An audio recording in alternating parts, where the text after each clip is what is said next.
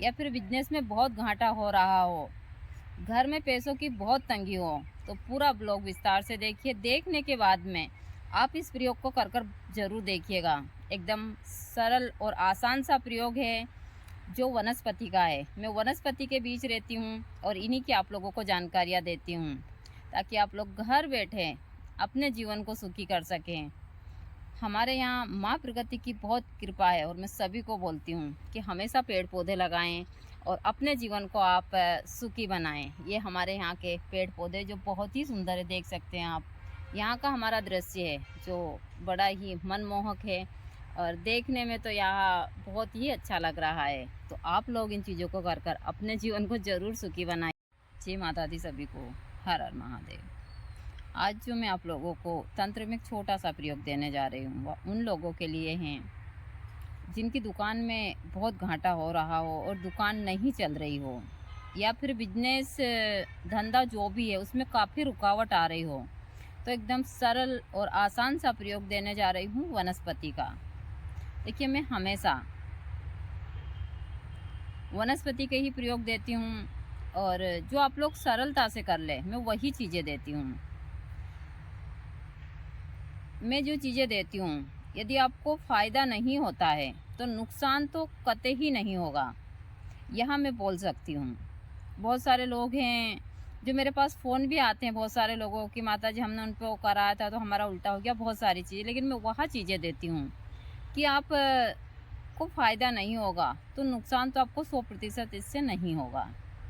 और मैं सभी को बोलती हूँ कि अपने घर के ऊपर आप बहुत सारी वनस्पतियाँ लगाकर और अपने घर का वातावरण को आप अच्छा कर सकते हैं। इनसे एक अच्छा ही एनर्जी प्राप्त होती है और जहाँ पेड़ पौधे होते हैं वहाँ पर बहुत सारी बीमारियाँ इंसानों से दूर रहती है। यह चीज़ें मैं हमेशा बताती हूँ क्योंकि मैं प्रकृति के बीच रहती हूँ और ज़्यादातर आप लोगों को वनस्पति की जानकारी ही देती हूँ।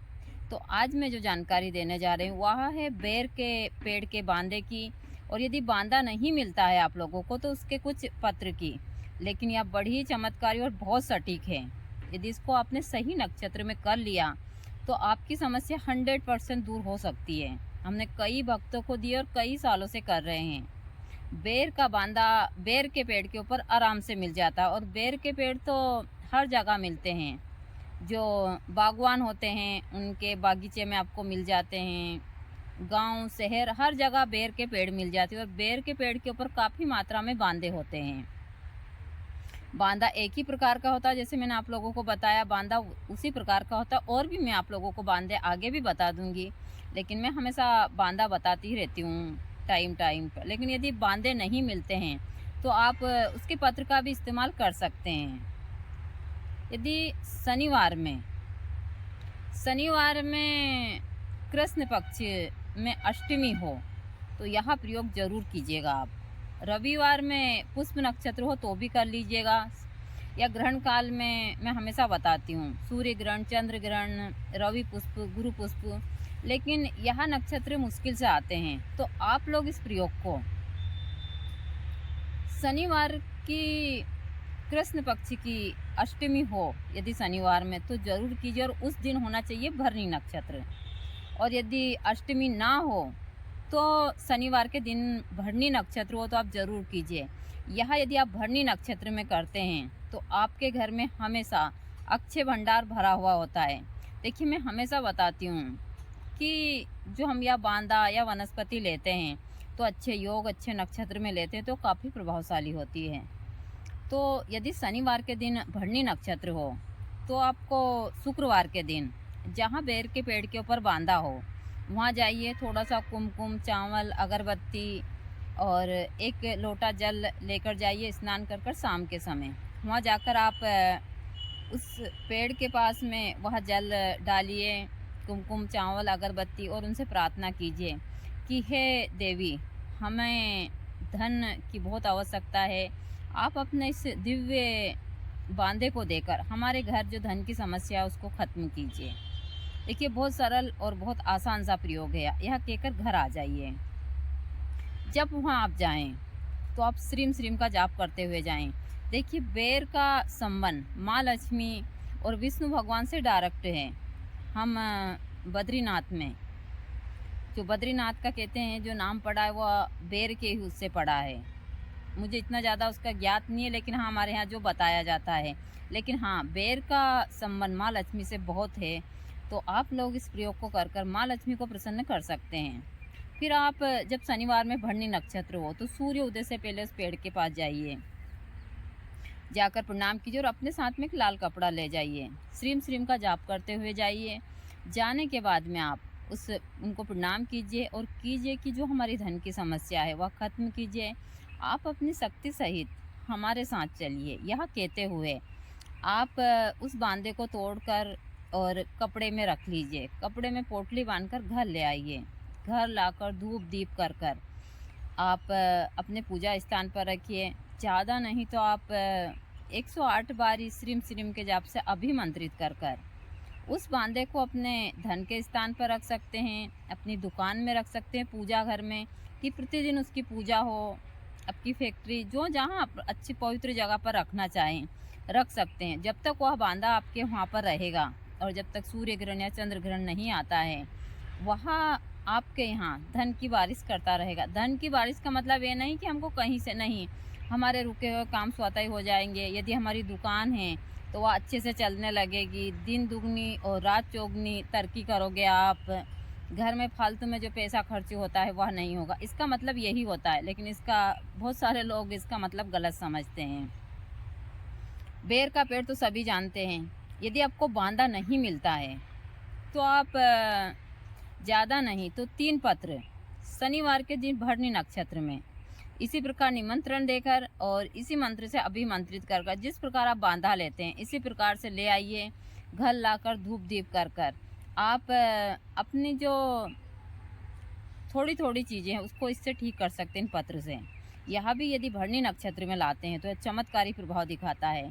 तो आप इसके पत्र लाकर भी बहुत सारी चीज़ें ठीक कर सकते हैं। देखिए, मैं हमेशा आसान और सरल से प्रयोग देती हूँ ताकि आप घर बैठे इनको कर और अपनी बहुत सारी चीज़ें ठीक करें। हो सकता है तो आप लोग इस श्रीम श्रीम के जाप से, या बहुत जगह मैंने लक्ष्मी मंत्र भी दिया है, इससे आप अनुष्ठान भी कर सकते हैं। यदि आप एक साधक हैं या गृहस्थ में भी, देखिए गृहस्थ में सबसे ज़्यादा ज़रूरी है हम लोगों को मंत्र का उच्चारण करना सुबह से और पूजा पाठ करना। यदि आप किसी अच्छे कार्य के लिए जा रहे हैं और पूजा पाठ कर और एक अच्छे मन से सच्चे मन से प्रार्थना कर जाते हैं तो आपका काम 100% होता है। और यदि आप घर से ही किचकिच करते हैं, लड़ाई झगड़ा कुछ भी नहीं, बस सुबह उठे जल्दी स्नान किया, कपड़े पहने, आधा नाश्ता करा आधा नाश्ता नहीं करा और आप इसके लिए निकल जाते हैं, वहाँ दिन भर की मगजमारी, फिर घर आओ, यही सारी चीज़ें, तो यह सारी चीज़ें बहुत गलत हैं।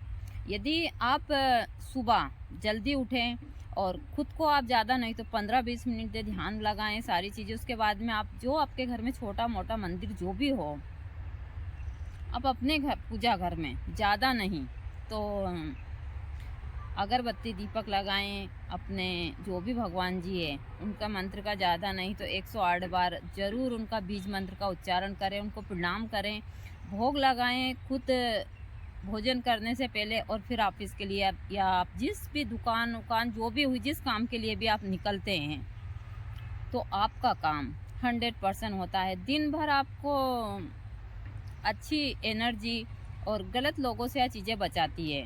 लेकिन आज के उसमें लोग बाग समझते नहीं हैं। मंदिर भी महिलाएं मुश्किल से ले जाती है और ले जाती है तो सिर्फ दिखावे के लिए। कोई उस हिसाब से मंदिर भी आज के उसमें नहीं जाता है। यह चीज़ें मैंने बहुत अच्छे से देखी है। तो बहुत सारी चीज़ें हैं जो हमको करनी चाहिए, लेकिन जब हम मुसीबत आती है तो फिर ही भगते हैं। हम पहले ही सारी चीज़ें कर लें तो हमारे जीवन में इतनी सारी परेशानियां आए ही नहीं। तो मैं आप लोगों को अपना बेर का पेड़ दिखा देती हूँ। बेर का पेड़ तो सभी जानते हैं, ऐसा भी नहीं है, आपको कहीं भी मिल जाए। इस समय के ऊपर तो बेर के पेड़ में बहुत फल लगे हैं, चाहे किसी भी प्रकार का बेर का पेड़ हो। ज़्यादातर जो बेर के पेड़ में यदि आपको जो छोटी झाड़ियों वाली गांव में जो बेर होती है उसका बांदा मिल जाता है तो फिर तो सोने में सुहागा ही हो जाता है।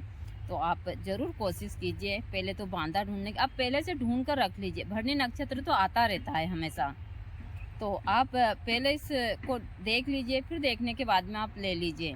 और उन्हीं पत्र को भी आप उसी प्रकार कपड़े में बांधकर अपनी दुकान या इन चीज़ों पर रख सकते हैं, ताकि आपको हर एक क्षेत्र में सफलता प्राप्त हो। मैं हमेशा वनस्पति के प्रयोग देती हूँ और देख सकते हैं आप हमारे यहाँ कितने सुंदर फूल खिले हुए हैं। यह फूल बहुत ही सुंदर हैं,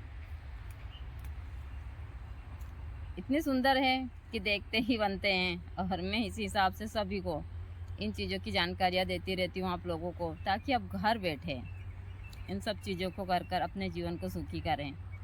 चाहे तंत्र की हो, मंत्र की हो, यंत्र या जड़ी बूटियों की हो।